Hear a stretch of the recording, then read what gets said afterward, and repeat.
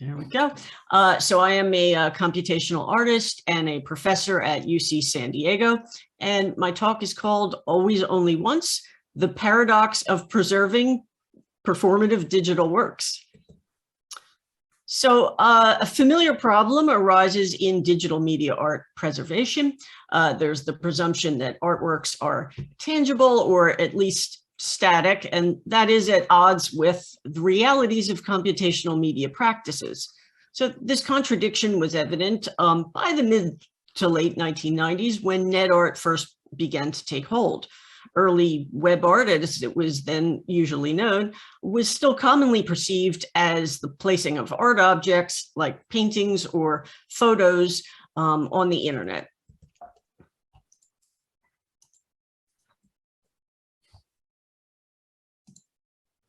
But net artists like Olia Lialina were already working beyond such assumptions. Olia's 1996 project, My Boyfriend Came Back from the War, was interactive and dynamic. So it implicitly proposed a cinematic language that was specific to net art by using browser frames and space as narrative elements. The art object of My Boyfriend Came Back to the War was really the HTML code, which was written in dialogue with the rendering possibilities of 1996 web browsers. As a dynamic code-based work, the piece presents different issues for preservation than a static work. And perhaps for that reason, Olia Lialina has gone on to become a prominent figure in pushing the thinking about preserving net-based works. Yet, My Boyfriend Came Back from the War in some ways still functions as an object. The code is self-contained, it doesn't access external data, it doesn't run generative processes. So the archival issues are more about the display than about the processes taking place in the background. But by the mid-90s, process-based net art was also being created. For example, my first net art piece, The Multicultural Recycler, was a generative work based on my semi-ironic prediction of a near-future webcam celebrity phenomenon. This was over 10 years before YouTube launched. So the recycler ran server-side software that ran custom image processing routines on live webcam images to perform, quote, cultural recycling and thus generate kitschy collaged images. So the recycler was always performing, always changing, and this made preservation a challenge. I have documentation of the project in the form of screenshots and a screen capture video from various points in the late 90s, but they're all snapshots of specific moments in time. There was no adequate way of archiving something that ran and changed continuously over nearly 20 years. So this piece is no longer running. Ironically, although we usually focus on software obsolescence when we talk about digital preservation, it was the physical vulnerability of objects that did the recycler in. It finally stopped running live in 2015 when both the main server and backup servers were destroyed in a plumbing flood. So just like any other artwork, digital artworks are vulnerable to their own physical fragility. So did you know that about 700 million... So algorithms are processes which, once launched by their human creators, can continue to perform over time. And they can continue indefinitely. In my live stream project, What the Robot Saw, this is a recent project, contrarian algorithms continually curate newly uploaded videos from YouTube that have very few subscribers or views. These are videos by ordinary people that YouTube's recommendation algorithms often render invisible. So my contrarian algorithms then edit, sequence, and mix the curated videos into a collaged live stream film, and they title the videos of people using Amazon Recognition's marketing-centric facial analysis algorithms. The resulting algorithms and the resulting stream run endlessly, and it's always in the moment. So it's a perpetual performance. The algorithms are the performers. So you can document segments, but as with the recycler, they're just snapshots in time. So archives will always be representations of an ever receding past. Now, since we're talking about performative algorithms, let's look at some non-computer algorithmic performance histories. Happenings, launched by Alan Capro and other artists in the 1950s and 60s, were performance art interventions, usually in public space. These were generally scripted with participants following sets of instructions, which we can think of as algorithms. But the importance of happenings was in the unscripted social outcomes that took place. And by the early 1970s, the term happening was used, at least in the US, as a general term to refer to the energy of free-flowing social interactions. Now let's fast forward to some contemporary algorithmic performance practices. Here's Reggaetron live coding at an algorave. An algorave is a live coding event inspired by raves. At an algorave, attendees dance and party to the sound and image of algorithmic music being coded live. So this photo depicts performers, the performance, and the crowd. And importantly, it depicts the process, live coding. We can't experience the algorithms directly because they're the artist's creative process, but we experience their representation in what we see on screen and what we hear. At the performance, we experience this representation in real time, and documentation, it's past tense.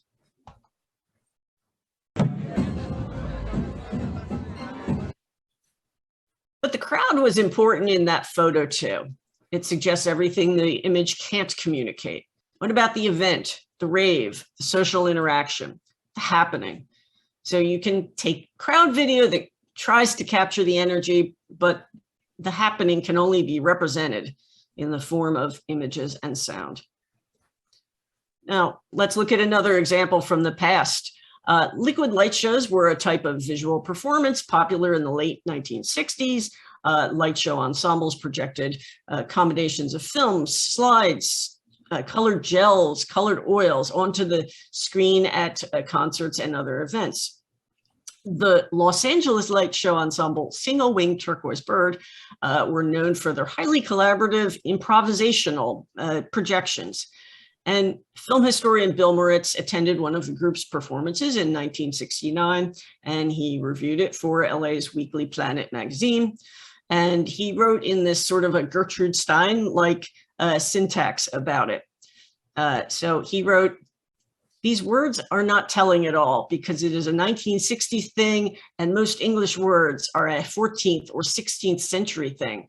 And if Single-Winged Turquoise Bird could be writing it, they would be writing it, but they are showing it and always only once because Friday, January 17th, 1969 was not like Saturday, January 18th, 1969. So Moritz's always only once might be a useful approach to thinking about archiving contemporary media performance as well. The happening can be represented and documented, but it can't really be archived or preserved. And on top of that, it can be difficult for artists without expensive gear to capture good sound and image in a live audiovisual performance setting. So it may be tempting to give up. But the problem is, historicization depends on documentation. Single-Winged Turquoise Bird was a real light show, but these images I'm showing you are from a Hollywood fictional film. How that happened was in the late 60s, James Bridges, who was a Hollywood writer-director, attended some of Single-Winged Turquoise Bird's performances. He had learned about the ensemble from a mutual friend, the painter Sam Francis. When Bridges made the 1970 feature, The Baby Maker, he decided to include a scene that takes place at a light show and had Single-Winged Turquoise Bird in the film as the light show ensemble.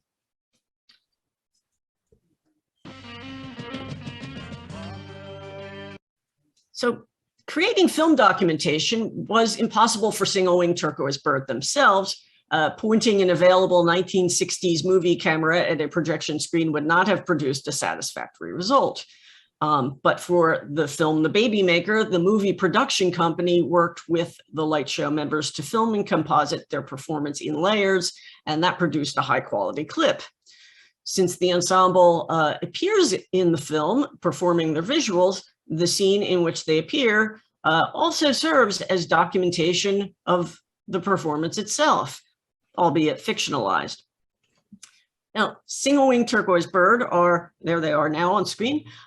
Single-winged turquoise bird are one of the few 60s light shows for which there's reasonably good documentation. This has likely helped them to become better historicized over the years than some of their peers.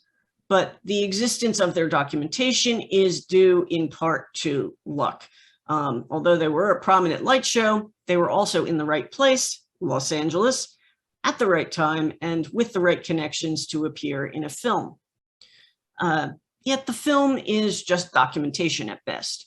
As Bill Moritz's text points out, the light shows were always only once and could never be preserved. Anything performative never can be. 60s light shows were an example of expanded cinema, which was a term coined in the 1960s by Stan van der Beek and popularized by Gene Youngblood's 1970 book of the same name. Youngblood's book proposed that cinema had expanded beyond film to incorporate television, video art, computer art, and light shows, and so on. And he also discussed single-winged turquoise bird in the expanded cinema book. Some of the contemporary practices we've been discussing today, like live coding, audiovisual performance, and algorithmically generated cinema, can be considered expanded cinema performative practices. And despite the term 60s origins, broad views of expanded cinema can also encompass earlier forms of non-narrative moving image. So let's look at some even earlier cases of expanded cinema performance documentation practices. Visual performance histories often start with the color organ. The classic color organ is a visual instrument performed with a keyboard that produces light rather than sound. So color organs actually date back to at least the 1700s when Father Castell's ocular harpsichord generated light using candles. But color organ development really became more active in the early 1900s because electricity became widespread. One early 20th century color organ inventor was Mary Halleck Greenwald. Greenwald had immigrated to the US from Syria as a child, and she spent most of her life in Philadelphia. She trained as a classical pianist, and then she decided to devote her career to the development of performing colored light. Her contemporary and rival color organ developer, Thomas Wilfred, had emigrated from Denmark, and he spent most of his career not far from Greenwald in New York. There's about 2 hours between New York and Philadelphia. And although both Greenwald and Wilfred presented and performed publicly, Wilfred has been cited within visual performance histories far more consistently than Greenwald has. And while Greenwald's work has received more attention in the past few years, until recently, it was hard to find much written about her work at all. Wilfred did receive attention from the contemporary art world during his lifetime, which Greenwald did not. As a result, Wilfred had received more substantive press attention than Greenwald. Greenwald was treated as something as a novelty performer by the press. So it's easy to see why Wilfred's work would be treated differently by historians as well. Yet it's hard to discern how much of their difference in access to venues and critical attention during their lives derived from their work itself versus other attributes like gender and their access to social networks. There's another factor that facilitates discussion of Wilfred's work by historians. Like single-winged turquoise bird, Wilfred's work benefits from fortuitous documentation beyond what was ordinarily available to artists at the time. Wilfred had been developing these Clavilux color organ systems, and he eventually decided to develop a home version that he could sell to consumers. So instead of requiring a performer, this version could play automatically. And he called this one the Clavilux Junior. The Clavilux Junior operated through the use of these awesome looking hand-painted glass records. Light was projected through the records, bounced off various surfaces within the machine, and eventually it was projected onto a screen on the front of the machine. There are several Clavelex Juniors still extant. So unlike my recycler servers, these were geographically distributed. So these existing Clavelex Juniors can still play their glass records. So these units can be exhibited as video sculptures in contemporary exhibitions. And there are also some larger Clavelexes that Wilfred built for museums that have been restored. So the screens of all these units can now be recorded with modern video equipment. So Wilfred's original 1930s time-based light works are now documented in contemporary high-definition video. Operating the Clavelex Junior machine 90 years later actually recreates the algorithmic performance rather than merely representing it. The marks painted on the glass discs function as executable software code that generates the time-based visuals. The software, so to speak, can still be run. So we find ourselves able to view contemporary high-definition video documentation of generative work from the 1930s. And doing so feels kind of like time travel. There's comparatively little visual documentation of Greenwald's color performance work, but there's a great deal of documentation of her process. She gave lectures and performances, which were reviewed in newspapers, but she also did an extensive amount of self-archiving. During her career, she continually seemed to feel she was not receiving the credit she deserved for her inventions. Presumably for this reason, she saved and often annotated a really vast quantity of materials documenting and discussing her work. And in 1936, she began donating these materials to the historical materials from her archive to the Historical Society of Pennsylvania in Philadelphia. She continued making these donations until 1949, a year before her death. So the Historical Society now has these in a collection called the Mary Halleck Greenwald Papers Collection, and it contains thousands of pieces of paper that historicize Greenwald's practice and research: newspaper, press clippings, technical diagrams, lecture notes, jotted ideas on notepaper, letters to vendors, notes from the many times she challenged what she felt were infringements on her intellectual property.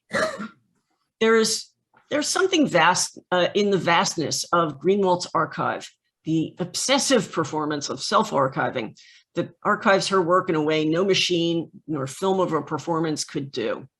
It's fortunate that her papers are archived at the Historical Society of Pennsylvania. Otherwise, they probably would have been destroyed.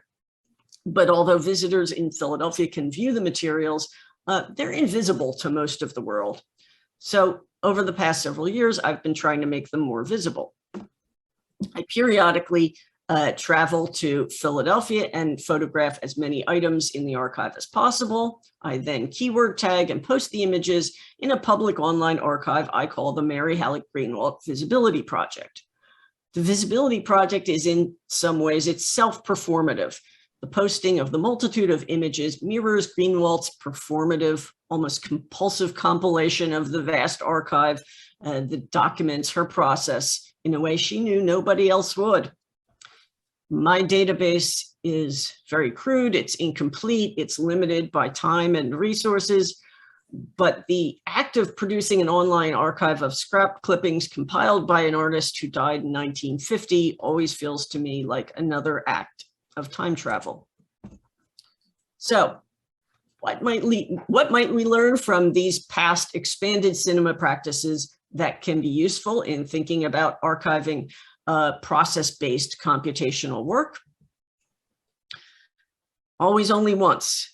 We can consider the failures of adequately preserving processes, performance, and happenings a success. But we shouldn't let the always only once paradox of preservation stop us from documenting and historicizing. We can think about how alternate forms of documentation and archiving can function to represent practices for which the process and context is more important than the display. We can remember that alternate approaches can be especially important in increasing visibility of artists and practices that might otherwise be overlooked. Considering how visibility impacts history, we can think about how we can make hidden histories more publicly visible. Our underrepresented groups and region also underrepresented in access to traditional forms of documentation and archiving. And we can consider the artist's attempts to historicize their practice as a specific gesture. The performance of archiving may communicate something as significant as the archive that's created. And of course, we can always look for opportunities for time travel. So thank you very much.